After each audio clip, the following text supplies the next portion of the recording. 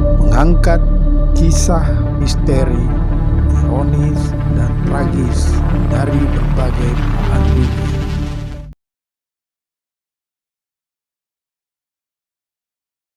Assalamualaikum warahmatullahi wabarakatuh. Salam revolusi akhlak.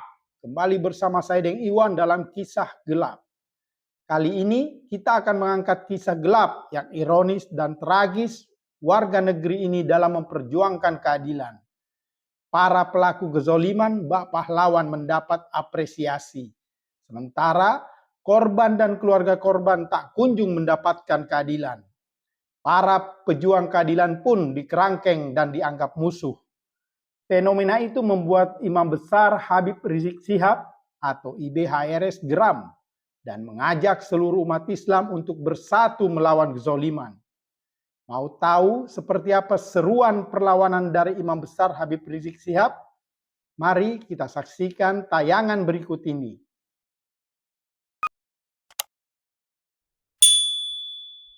Peristiwa penembakan yang mengakibatkan kematian pemuda bernama Nahel Merzouk 17 tahun oleh aparat kepolisian Nanterre di sebelah barat Paris, Prancis pada Selasa 27 Juni 2023 telah memicu kemarahan warga hingga terjadi kerusuhan besar di Prancis.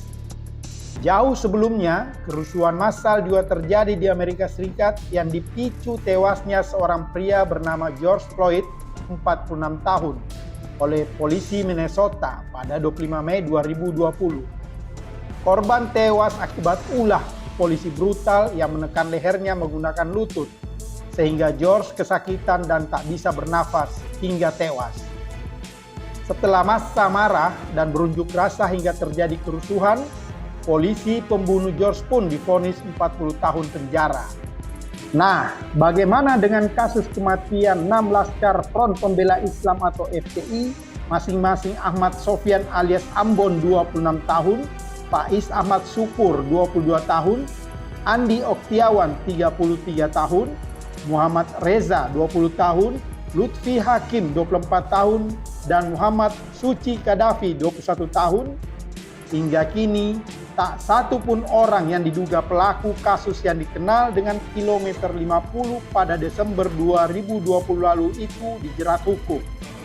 Pada putusan pengadilan tingkat pertama, 2 pelaku dari aparat kepolisian yakni Brigadir 1 Fikri Ramadan dan Inspektur Polisi 2 Yusmin Ohorela divonis lepas. Putusan itu diperkuat dengan putusan Mahkamah Agung yang menolak kasasi Jaksa Penuntut Umum atau JPU. Padahal kasus itu sudah menjadi sorotan internasional. Tak urung, Departemen Luar Negeri Amerika Serikat menyebut kasus kilometer 50 adalah pelanggaran HAM berat karena merupakan perampasan nyawa secara sewenang-wenang dan pembunuhan melawan hukum. Laporan itu menyatakan banyak kasus dugaan pembunuhan di luar proses hukum yang tak diusut oleh aparat. Jika dilakukan penyelidikan pun menurut Amerika Serikat, maka ujungnya akan gagal mengungkap fakta yang sebenarnya. Laporan HAM Amerika ini mengutip laporan Kontras yang menyebut ada 16 kematian diduga karena penganiayaan oleh aparat keamanan antara Juni 2020 sampai Mei 2021. Laporan Amerika Serikat ini juga mengutip pernyataan Komnas HAM soal kasus penembakan Laskar FPI. Tampaknya itulah yang membuat geram IBHRS yang menyerukan umat bersatu melawan kezoliman agar kasus kilometer 50 diusut tuntas demi tegaknya keadilan di negeri ini.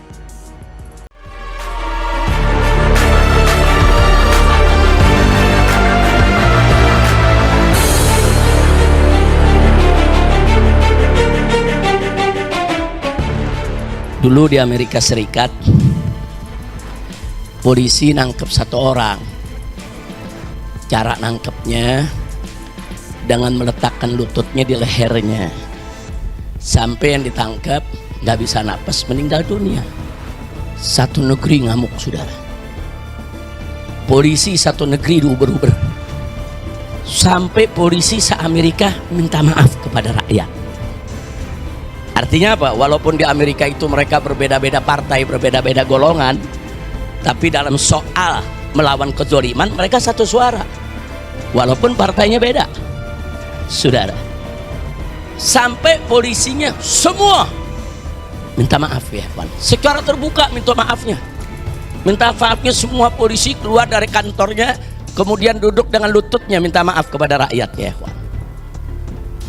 Kemarin di Prancis ada remaja baru 15 sampai 16 tahun dibunuh oleh polisi. Satu negeri ngamuk, chaos habis-habisan di Prancis ya, Pak. Kenapa?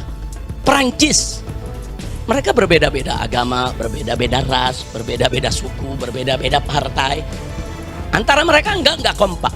Tapi melihat kezaliman seperti itu, mereka satu suara. Enggak terbelah, mereka lawan. Sampai hari ini belum beres, saudara.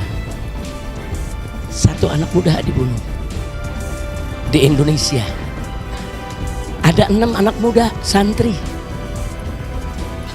diculik, disiksa, dibunuh, difitnah lagi, saudara. Udah habis difitnah, guru-gurunya ditangkapin. Habis guru-gurunya ditangkapin, organisasinya dibubarkan. Itu yang membantai masih tenang-tenang aja sampai sekarang.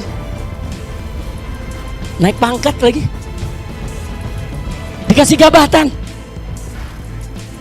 Inna lillahi wa inna ilaihi raji'un. Artinya apa, saudara? Kita ini benar-benar udah terbelah. Ini kezaliman nyata. Pakai bertikai, bertengkar kita. Ada yang pro, ada yang kontra, ada yang dukung, ada yang enggak. Saudara, Amerika negeri kafir, Prancis negeri kafir. Tapi kalau sudah bicara kezaliman, mereka sepakat. Ini zalim, harus dilawan. Satu suara, tidak terbelah. Kenapa kita mesti terbelah? Jadi kalau udah lihat satu kezaliman, nggak usah bicara. Itu dari organisasi anu, itu bukan organisasi saya. Itu majelis sana, bukan majelis ini. Enggak. Siapapun, jangankan orang Islam. Orang kafir sekalipun di negeri kita, kalau dizalimi, diculik, disiksa, dibunuh tanpa alasan benar, wajib untuk kita bela, sudah. Lawan itu kezaliman. Mesti kompak. Nggak ada urusan tuh untuk melawan kezaliman. Oh ini muslim, ini bukan muslim. Oh ini dari partai anu, ini dari partai ini. Jangan ada kezaliman. Kita mesti kompak, rame-rame lawan. Jangan biarkan orang-orang zalim itu tidur nyenyak. Jangan biarkan orang-orang zalim itu, saudara, tetap bisa tertawa bebas, jalan melenggang dengan senang. Jangan lawan kezaliman sampai orang-orang zalim takut melakukan kezaliman, saudara. Kira-kira jelas gak? Nah, jadi kondisinya beda gak? Dengan di Amerika dan di Prancis. Padahal Amerika negeri Islam bukan? Prancis? Nah, kira-kira jelas ya? Nah ini yang mesti kita lihat. Jadi apa yang Nabi sampaikan tadi? Iya, jihadnya ditinggal, amar ma'ruf nahi munkarnya ditinggal. Nah kalau sudah jihad ditinggal, amar ma'ruf nahi munkar ditinggal, ya begini jadinya. Ada orang diculik, disiksa, dibunuh, ya happy aja. Malah para pelakunya, para pembantainya tetap bisa tertawa, jalan lenggang. Nggak sampai di situ, saudara. Naik pangkat, dikasih jabatan. Kalau di Prancis bagaimana? Satu yang dibunuh, satu negeri. Polisi sekarang nggak ada yang berani pakai baju polisi, saudara. Kenapa? Mereka nggak terima. Mereka paksa negara harus minta maaf. Mereka paksa rakyat dengan kedaulatannya. Negara harus memberikan penjelasan.